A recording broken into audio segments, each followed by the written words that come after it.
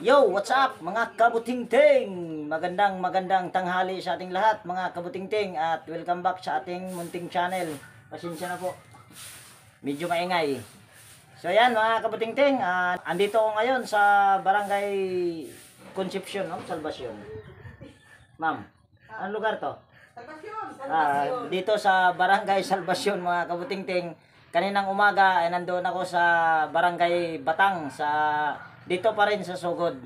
So, mayroon akong gagawin dito mga kabutingting. Yan. 3 piraso, isang stand pan na Dowel ang brand at itong tower pan na Top Mama at saka my favorite brand, Asahi. So, bago ko ito umpisahan mga kabutingting ay disclaimer lang. Lahat po ng video na ina-upload ko sa aking YouTube channel ay based lang po sa aking experience at hindi ako dito nagmamagaling. Oo, ang 180 sukot ma'am, himo na tong 250. Ang 180 ang sukot, himo na tong 250 ang sukot. Di ba, ni barato? So 180, 150. Yan, kaway-kaway pala sa mga ano diyan, mga chicks. Dalaga pa ma'am? Dadala na. Dalagang ina na. Ay, hindi makapagsalita si ma'am. Si nanay. Dala na. Ay, dala na daw siya mga kabutingting. Hindi na pwede. Dito na tayo sa gawa natin. So, unahin natin mga kabutingting para maiba naman itong tower pan. Para maiba naman. So, dahil wala akong tripod ngayon mga kabutingting, dahil naiwan ko. So, hahanap lang tayo ng paraan para matayo itong tripod ko. Yan, tayo lang natin. Ay, tayo lang natin. Ihiga lang natin. At bago natin ihiga ay pindutin muna natin sa number 1. So, pwede na natin itong ihiga. So, para lang din tong electric pan, mga kabutingting, itong itong tower pan. Ngayon, on lang natin tong tester natin at set lang natin ito sa open line all. Yan, kita ba? Yan, kita naman. Dahil nakapindot na yun sa number 1, so pwede na natin itong testerin. Mayroon tayong nare-reading. Pero isasaksak natin ito kasi mayroon tayong nare-reading. Mamaya, umandar to. Di wala na akong gagawin. Kilala kong kaliskis mo, hoy. Mayroon ng isang nakasaksak. Yan ay ang aking soldering iron. So, ayan. Kung napansin nyo ay hindi siya umandar. Kahit mayroon siyang reading. At ang pinagtataka ko ay wala siyang ugong. Number 2, wala pa rin. Number 3, wala. Pag i-swing natin, pindutin ko lang dito sa taas, hindi nyo makikita kasi yung camera ko ay nakapokus dito sa baba. O yan. So, okay yung swing nito kasi kung napapansin nyo ay nagsiswing siya kanina. Ayan o. Yan, may ikot siya. Pero hindi gumagana yung pinakapan niya. So, yan yung titignan natin sa loob. Ngayon, tanggalin lang natin yung 4 na tornilyo. So, pwede ring hindi na. Tanggalin lang na itong mga tornilyo para mabilis. Yan, itong tornilyo dito, yan, 8 piraso. Yan lang yung kailangan nating tanggalin.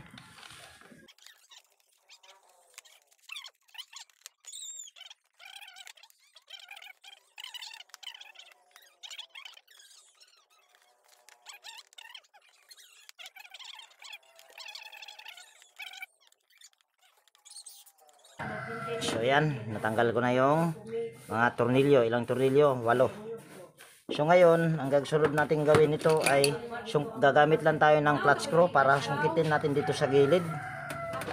At ito ay pag hindi mo kabisado, dandahanin mo lang. Sunod naman natin gawin ay tatanggalin lang natin yung isang tornilyo para matanggal natin itong pinakapan niya. At kailangan yung pan nito ay dandahanin mo lang sa pag backlash dahil ito ay madaling mabasag. Sunod naman ay tatanggalin naman natin itong 2 tornilyo para lubusang matanggal natin itong pinaka-pan niya. Ito. Tapos dahil natanggal na natin yung tornilyo, ilahin lang natin para matanggal natin doon dahil wala na rin naman yung hindi kita sa camera, salita ng salita. Yan, pag natanggal mo na yung tornilyo dito, tapos doon, kailangan hugutin mo lang siya papunta rito para mahugot. Babalik na rin natin dahil andito yung problema sa motor. At uulitin natin ito sa pagtester. Ay, may natester para tayo kanina mga kabuting-ting. Ang pinagtataka ko ay mayroon naman tayong natester pero hindi siya umuugong. Kaya ulitin ko lang sa pagtester. Yan, wala na tayong natester. Nakapindot yan, oh. Nakapindot. Ayan, nakapindot mga kabuting-ting pero yan, oh. Wala na tayong na-reading. Kanina mayroon tayong nare-reading na Number 1? oh, number 1, number 2, number 3. Pasuyo daw ya. Anong number yan niya? Ayan, mayroon na. So yan, kung nakikita nyo ay mayroon tayong na-reading. Pero saksak ko dito ulit at saka ko igaganito yung kamay ko dito. Huwag kayong matakot dahil wala namang kuryente yan. Maliban na lang kung grounded. Para sigurado, gaganituhin nyo yung test probe sa power cord, sa dalawang terminal at kiss-kiss nyo rito. Hindi nyo pala kita, salita ng salita. Yan, kiss-kiss nyo lang dito. Pag mayroon siyang number or mag-buzzer, ibig sabihin may ground siya. So ibig sabihin ito ay walang ground. Dahil wala siyang buzzer at the same time ay wala siyang nakalagay na number. So mayroon siyang ano? Dali, patayin muna natin tong swing. Ila kuya. Kapatay na swing ya? Ano? Oh.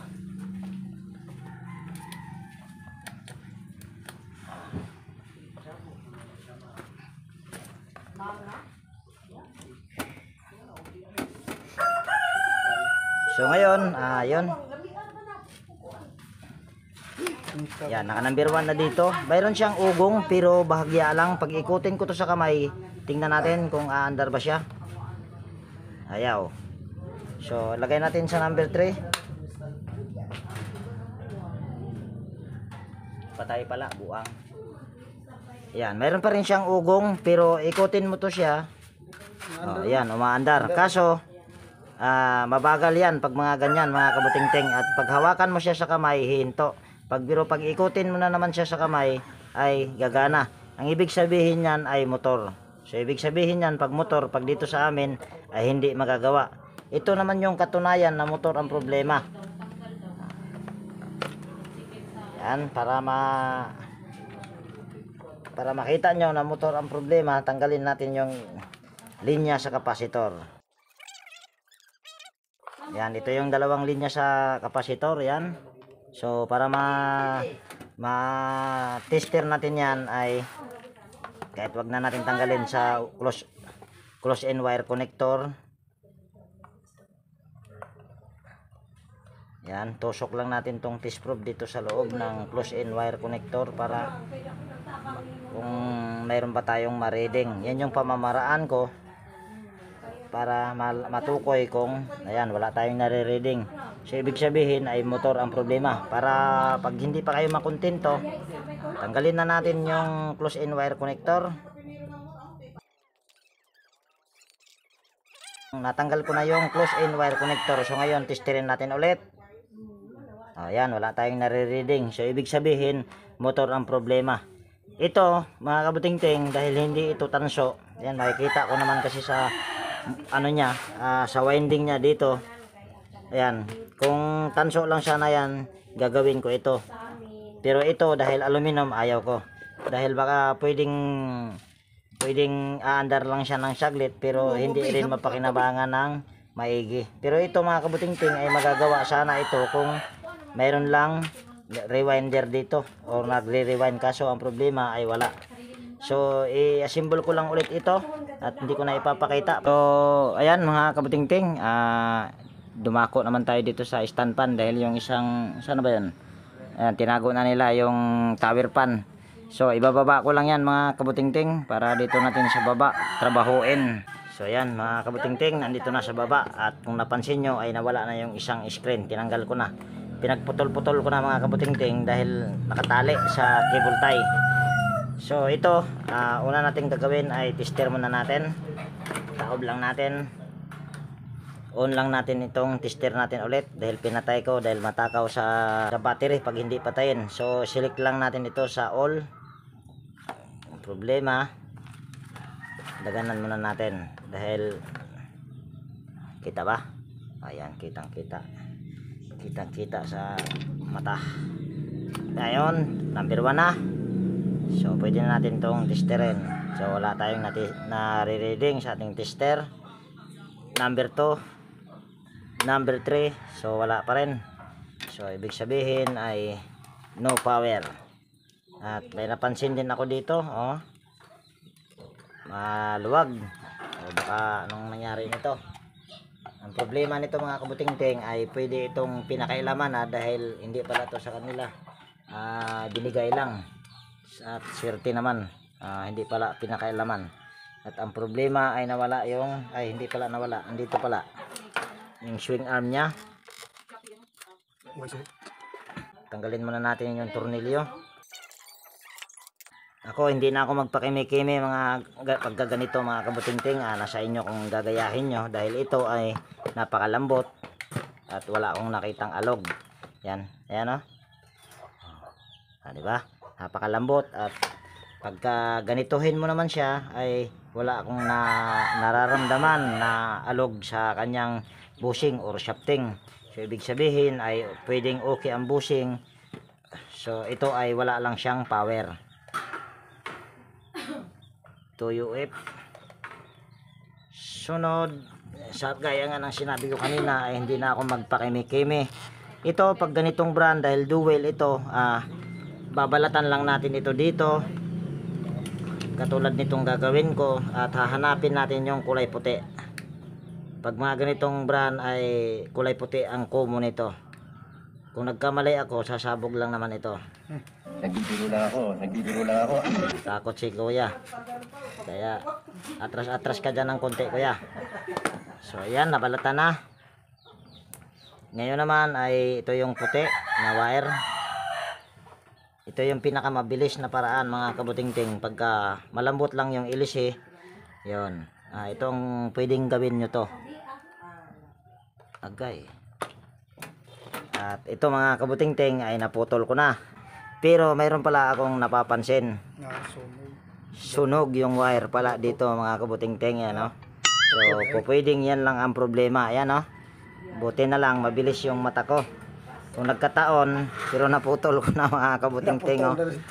Pero ayan ay hindi problema para sa akin. So sunod. Buto.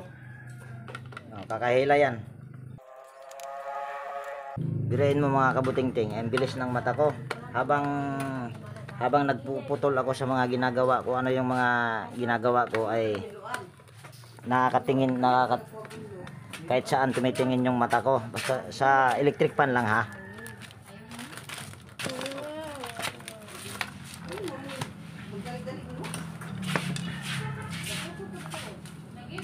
So tanggalin na natin ito at hindi tayo magdudugtong nito.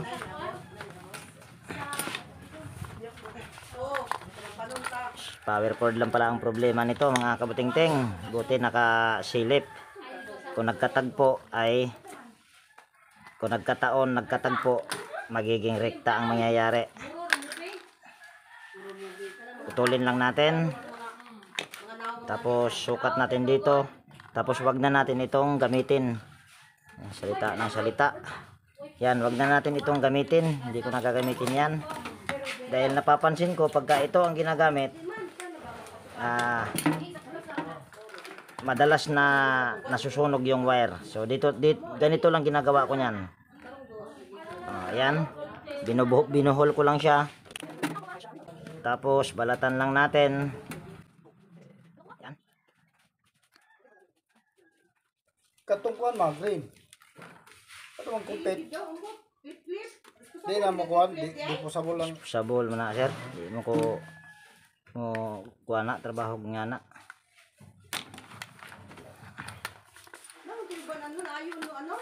Pero ako dili ko maayo ma'am. Barato ra man ko na nya. Dali pag yun maguba. Masunog ba?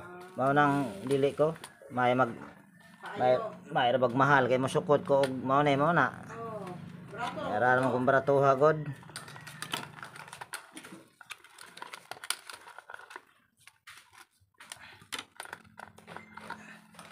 Tapos ihinang lang natin ito dito. At para mahinang yan, siyempre lalagyan mo ng soldering lead. So yung paglagay niyan at yung paghinang dito, hindi ko na ipapakita para mabilis lang. So ayan mga kabutingting, nahinang ko na yung isang power cord. So ngayon ay babalik na natin. At kung napansin nyo ay hindi ko na ibinalik yung nakalagay dito.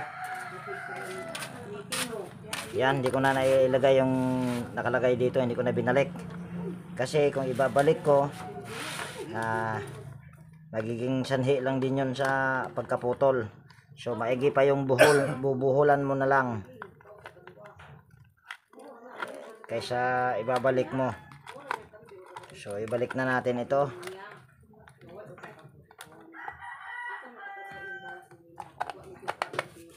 Yan. Sunod, balik na natin tong 4 na tornilyo.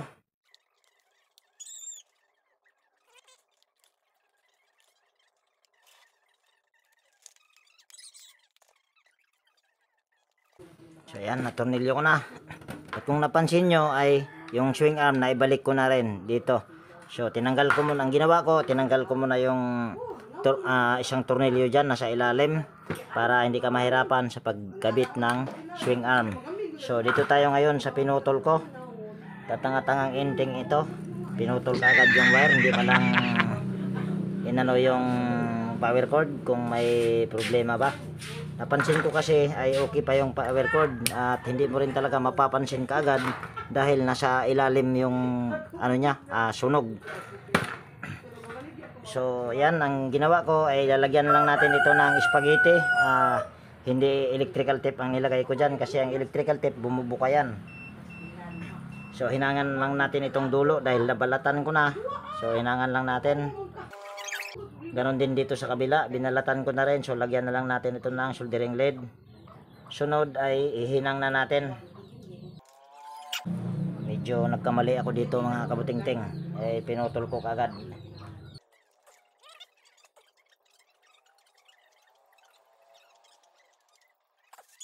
So ayan, nahinang na natin. Yan kung nakita nyo. So ngayon, simple lang.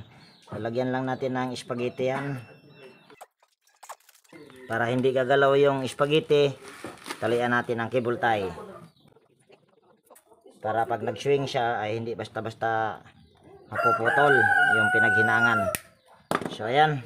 So ngayon pwede na natin tong i-testing dahil total nakapindot na rin naman sa number 1. So pwede na natin tong i-testing kahit wag na natin testerin.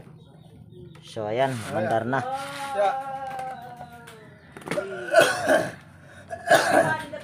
Anuhan muna natin ito. Pagtagan natin ng bahagya, kunwari lang.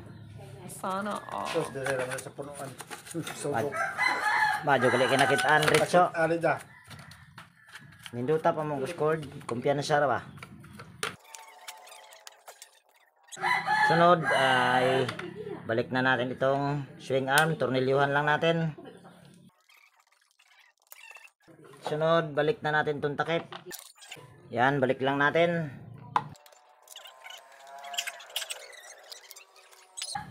Dahil lang mga kabutingting, mayroon lang akong nakalimutan dahil napansin ko ito ay wala siyang knob, yung wala siyang ano dito, tawag niyan knob, yung hilahan para mag-steady. So wala rin akong available. So mag-improvise na lang tayo. Bubutasan lang natin tong nasa taas, yung pinion. Yan. Tapos lagyan natin ng tornilyo habang mainit pa. So ayan, kung nakikita nyo ay nahihila-hila na siya. So tanggalin na natin. Mamaya na natin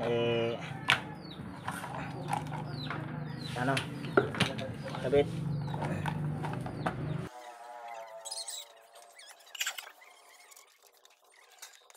Kabit natin yung tornilyo.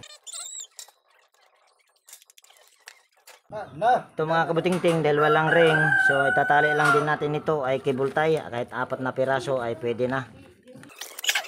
So ito yung cable tie. Ito daw mga kabutingting ay itatapon na lang sana ito. Doon, kasi dito to sa kabilang bahay, sa kapitbahay nila. At hiningi yata ni nanay.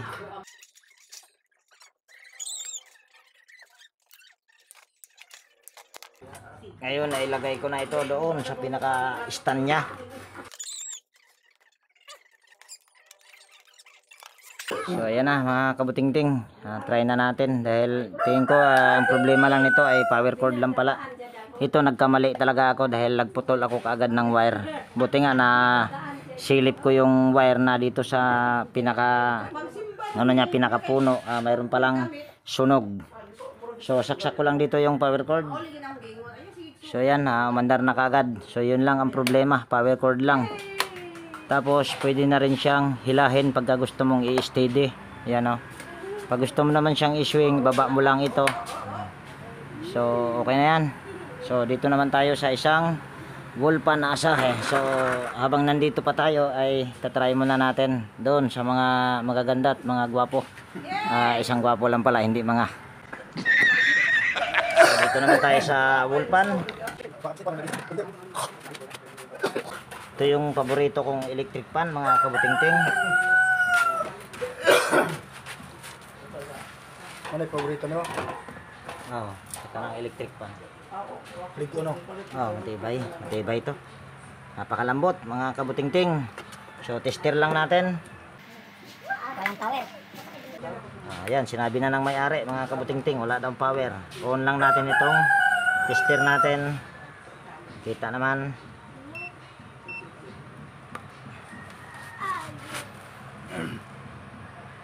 Ayan, sa O lang natin ilagay. Yan, kitang-kita at naka number 3 na. So, pwede na natin itong i-tester dito sa power cord. Wala tayong nare-reading.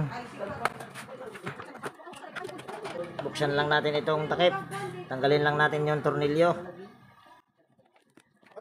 Ito mga kabutingting ay wala siyang reading sa power. Sudley size day, ano ka ng kuwan? So ayan mga kabutingting, ito same process pa rin doon sa ginawa ko sa ito. Sigurado na ako na walang problema yung power cord dito dahil ito talaga ay matibay ito na electric fan para sa akin ha. Hindi ko naman sinabing basta para sa akin itong asahe ay medyo matibay lalo na pag mga ganitong modelo.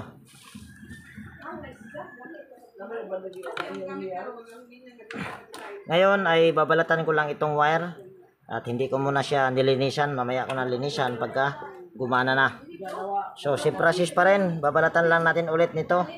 At ang hanapin naman natin nito na kulay ay kulay asol. Yung kanina ay kulay puti. Kasi magkaiba ang brand kaya magkaiba rin ang puputulin natin dito. Dito naman sa brand na ito, Asahi, ay kulay asol ang hanapin natin na kulay nito dahil yun ang kulay ng nakakabit sa isang linya sa power cord. Kaya puputulin natin tong kulay asol. Yan, ito yung kulay asol. Kung nakikita nyo na, ako nakita ko na. So ito yon.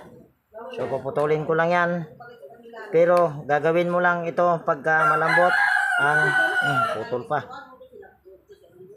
Yan, binalatan ko lang yung dulo ng wire. At gagawin mo lang ito kung malambot yung LC, walang problema yung bushing, sa madaling salita. Kukuha na ako dito ng wire mga kabutingting para idugtong natin doon sa pinutol ko. So yan, ito yung kulay na idudugtong natin dito sa pinutol ko. Loko-loko talaga tong inting na to, no? Pinutol tapos dudugtungan. Ano kaya yun? Pulupot lang natin. Yan, tapos hinangan natin. Yan, hinangin lang natin. Nasa inyo, pwedeng electrical tape kung wala kayong ganito. Yan o. So ako dahil mayroon, ito lang ilalagay ko, hindi electrical tape. Kasi yung electrical tape, bumubuka yan sa katagalan. Tapos lalagyan ko lang ng cable tie yan. So ito yung cable tie. So tali lang natin dito. Dito sa nilagay kong tube. Ayan. Ha? Sana mo na rin. Sunod, para hindi ka mahirapan, Tangos. lagay muna natin tong balik tong screen. Mamaya na natin to linisan. Ang kuha na rin, no? Pagka gumana na. Yan. Sunod, itong dinugtong ko na kulay dilaw. Tap lang natin ito sa kulay puti. Ayan o, kulay puti na linya sa galing yan dito sa motor. Itong kulay puti, ganon din yung kulay violet. So, para maano nyo, ayan, kitang kita. Balatan lang natin yung dulo. Yan. Sunod, isaksak ko lang dito yung power cord. At sigurado ako nito mga kabutingting, dahil bumigay ang fuse, may problema rin yung kapasitor. Pupwedeng mabagal ito sa number 1. At dahil ito, lagay natin sa number 3. Yan, naka number 3. Hindi nyo lang nakita. So ngayon, dahil naka number 3 na, so itatap lang natin tong kulay dilaw dito sa linya ng kulay puti. Ayan o. Gumana na, kaso napakabagal. Pag ikabit mo naman ito dito sa kulay violet, ang problema, hindi naman gagana naman siya, pero ang ikot ay walang hangin dahil pabaliktad. Ayan, aandar pa rin siya, pero ikikis-kis mo lang ito, hindi mo pwedeng patagalin dahil may posibilidad na masisira yung winding. Ayan, kung nakita nyo, ayan, ang ikot naman dahil nakatalikod yung electric pan sa akin, itong wall pan na to ay saan ba? Pakanan. Pero pag nakaharap itong pag nakaharap tong electric pan sa akin, kung sabaga magharapan kami, dapat ay pakanan pa rin. Dapat nagiging pakanan lang ito dahil nakatalikod din. Hindi ko naintindihan. Oo. Pero kung makaharap tayo, pag ilagay mo dito sa violet, ang iikot niyan ay pakaliwa. So ganun lang. So magpapalit din ako ng kapasitor nito dahil mabagal. At para katunayan na mabagal, ililipat ko lang dito yung switch sa number 1. Ayan, narinig nyo naman siguro at nandito naman yung may-ari. So ngayon ay kiss-kiss lang natin ito ulit sa kulay puti. Ayan, napakabagal, oh, di ba? Diba? Halos hindi makaikot. So yun yung number 1. So magpapalit lang tayo ng kapasitor nito. So puputulin na natin ito dahil wala na silbi yan. Kahit hindi mo siya testirin, ay yung kapasitor ay malalaman mo talaga na sira. At ito ang problema ngayon mga kabutingting, dahil wala akong available na 1.5 microfarad. Yan o, 1.5 microfarad, kita ba? Ayaw mag-focus yung cellphone kung mumurahin. Yan, 1.5 microfarad yan, ayan o. Ayan, 1.5 microfarad. Ang mayroon ako ditong available ay 2 UF. Yan, pero pwede yan dahil ang asahe pag mga ganitong modelo ay medyo makapal ang wire at the same time yung winding niya ay makakapal ang hibla. So pwede yan. So ang gagawin natin ay ito lang. Kung wala kang hinang, pwede mong wag nang ihinang. Ngayon ipagsama lang natin itong kulay puti at saka kulay dilaw. Yan, pagsama lang natin dito. Tapos yung isang linya sa galing sa kapasitor, sa terminal sa kapasitor ay ganituhin lang natin. At lalagyan natin ng close-in wire connector. Yan, lagyan natin ng close-in wire connector. At maghanap pa ako ng isa para dito sa kabila. So yan, ito. Oops, ang problema. Kailangan nating tong tanggalin. Mamaya para matalian yung winding niya. Dahil nahugot yung isa. So ibig sabihin baka yung mga cable tie niyan ay nagkaputol-putol na. Yan. Tanggalin lang natin tong tornilyo swing arm. Ganon din yung 4 na tornilyo para matali natin yung mga dugtungan. Ito. Yan. Kasi nahugot yung isang wire. At hindi ko na ipapakita. So yan, natanggal ko na yung mga tornilyo sa swing arm. Ganon din yung 4 dito. So ngayon dandahanin lang natin ito. At lalagyan natin ito ng cable tie dahil may nahugot na wire. kailangan lang natin tong talian. Kuha na Kung wala lang sanang nahugot na wire, ay okay na sana. Kaso may nahugot na wire kulay violet.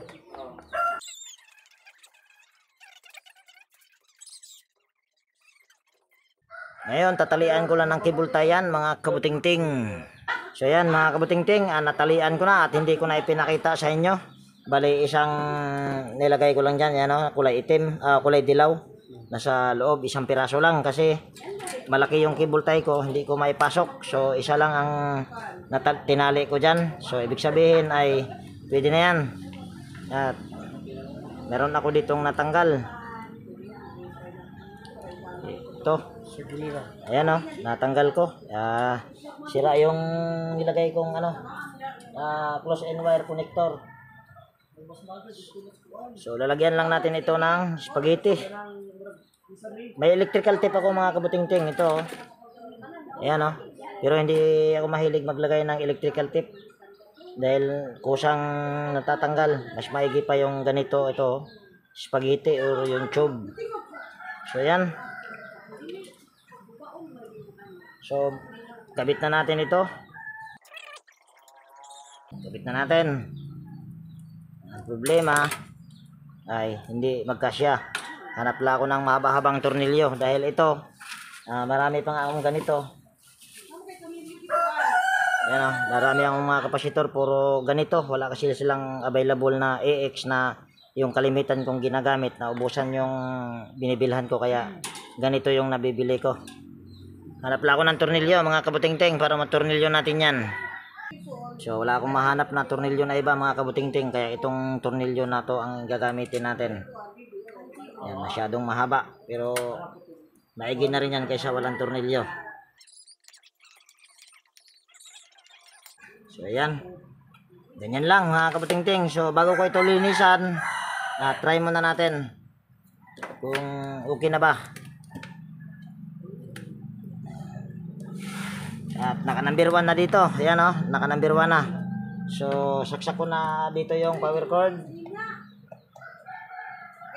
So ayan ay umiikot na. At number 1 pa lang yan. Gumagana na. Number 2. Gumagana na. At number 3. So ayan ay okay na. So lilinisan ko lang. At yung paglinis nito ay hindi ko na ipapakita para mabilis lang at hindi hahaba yung video natin. So yan, mga kabutingting, tapos ko na nalinisan yan.